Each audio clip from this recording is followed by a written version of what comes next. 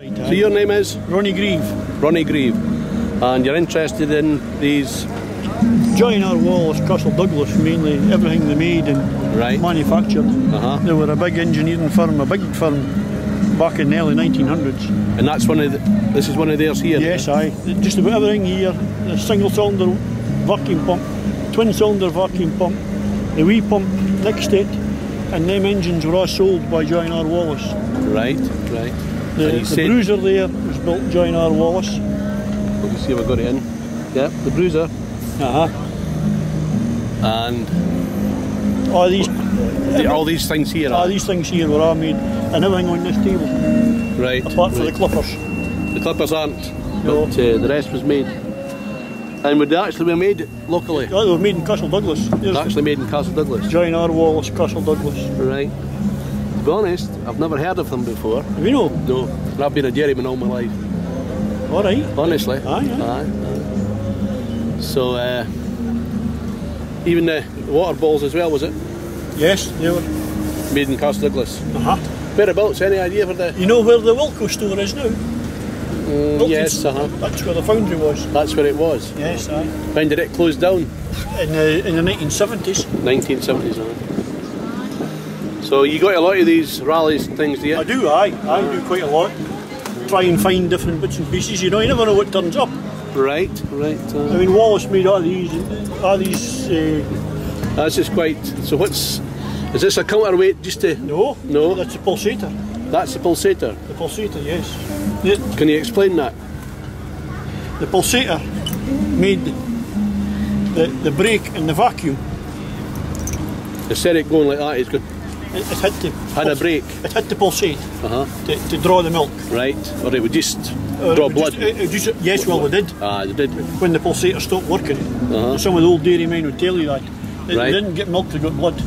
Right, They were, well, I've certainly never seen them before. And these are worked with one of these... One of them vacuum pumps. Vacuum pumps, It's quite interesting to learn something new every day. Aye. So are these Wallace, not Wolseley? Because Wolseley had... Oh, they're Wolseley. They're Wolseley, They're Wolseley, yeah. But everything else was the Wallace. And this was the earliest milk machine. Right. There were a man in Bombay Farm at Kirkcudbright, Nicholson. Right. He was the main man that made the pulsator. He perfected this pulsator. So you certainly won't get these liners nowadays, that's No. They're long gone. Aye. And this bit here is... What's this? Yes, well they made all different types. You could see the milk running through this one because it's got a glass window in there. Right. So that's like the bowl of nowadays. And that one's the same. Different one, different idea, and that one's a different one again. Right. And there's a different one on the top of the can. It's really amazing how things have came on, but it's good to look back as well. Yes, I have a lot of literature on this. Right. I have a lot of testimonials from different farmers around the boot that used the Wallace. Right. I have them there in the I couldn't bring them out today in the rain. No. The Crichton farm was one of the big dairy farms in this area that had Wallace. Yes, and Chapmanton, Castle Douglas, Priestlands next door, here from the Park Farm. They had a big Wallace outfit as well. Right. It's strange that, my father's been a dairyman all his life.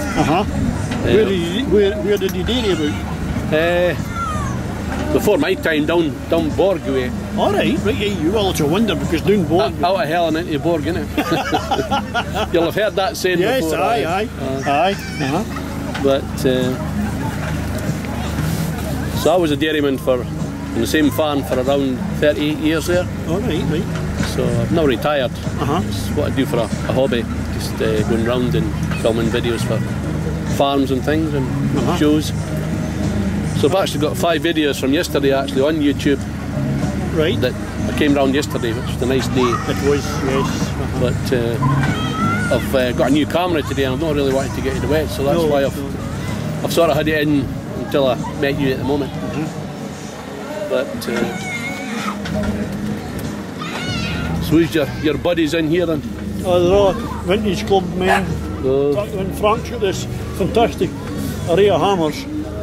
He's the hammer man, is he? He's the hammer man. Frank, what's his name? Irvine. Frank Irvine. Yes, aye. Comes from Chinnelhead, Tinrin, Penpunt. I've never been up that way, I don't think. Well, I probably have, but I can't remember. Probably passed through it and didn't realise. It's pretty amazing. You can never think of somebody having all these hammers. No. And the steam engine was built by a man, Russell Kingan, another club member. Right. He's built that himself. It took him 12 years. Built that from rough castings. Right. I was actually down filming at Overton this year, which is down New Abbey way, and it was Ian Kingan. All right, and so I don't know. I probably met Russell as well, but Russell probably a wee bit older than Ian, I would imagine anyway. So, it's very lifelike as well. And then, yes, it actually works, I take it. Yes, aye.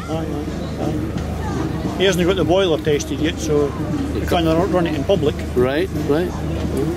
That's it. There are all these health and safety things nowadays. Even for being here, I've got to have £2 million public liability insurance. Is that right? Yes. Oh, it's frightening, isn't it? It is, aye. And usually I would run one of them and have it working, but can you do that? Health and safety implications are unreal. No worth hassle. Because that one does run. Right. That works. That came out of Townhead Farm at Kirkcudbright. It worked until 1975. Right. So what's the engine? The make of the engine? Ruston Hornsby.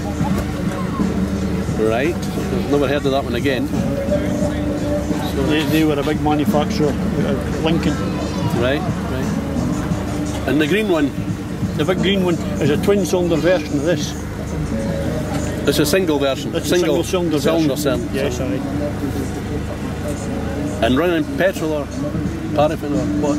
The engine will run in petrol or paraffin, this one. This one's? The wee one will run in petrol.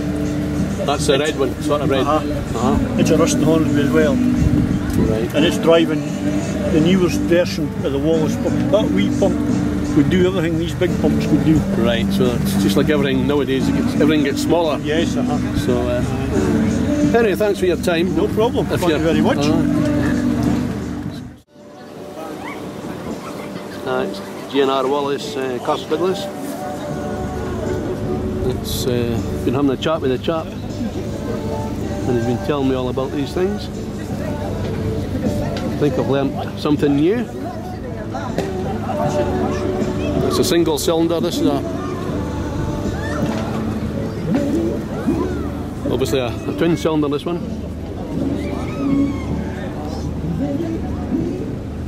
And the wee one behind, it can do the same as the two bigger ones, probably even better. Just as technology goes on. It's a swing plough. Martin Smitty Closeburn, 1939.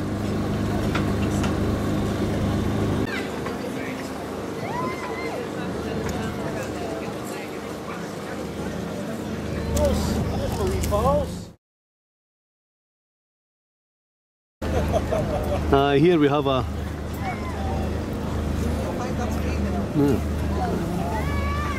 start again.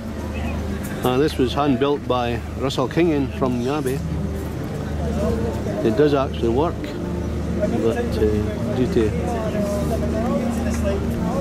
health and safety, it's not allowed to, or a boiler, I think, to be certified. It can't be fired up. It's another G&R Wallace bruiser.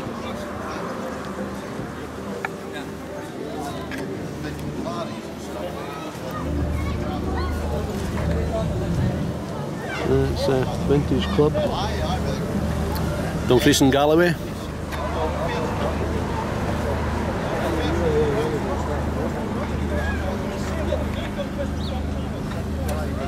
There we have a 2-horse cultivator.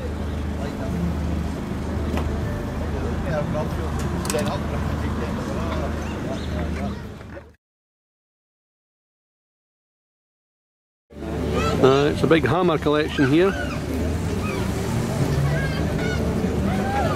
He's done that for a while, hasn't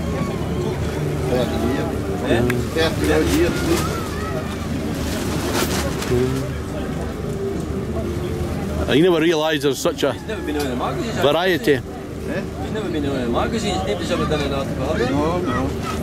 Some of that. He'll be on YouTube tomorrow, so he will.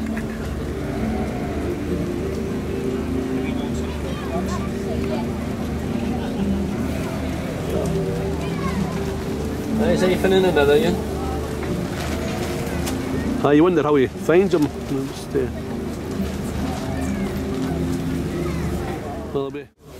Fire in the bottom. That's Firebox.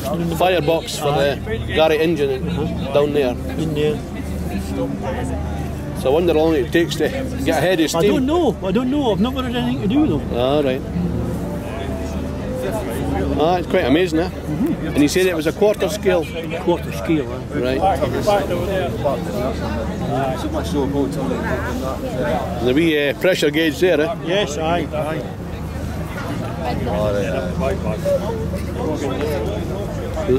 Somebody's legs in.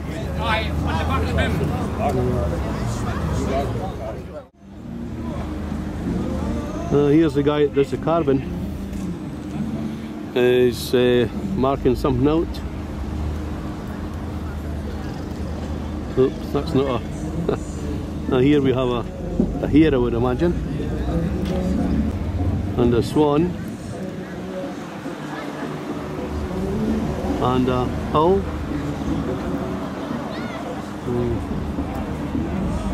Not quite sure what that is, to be honest.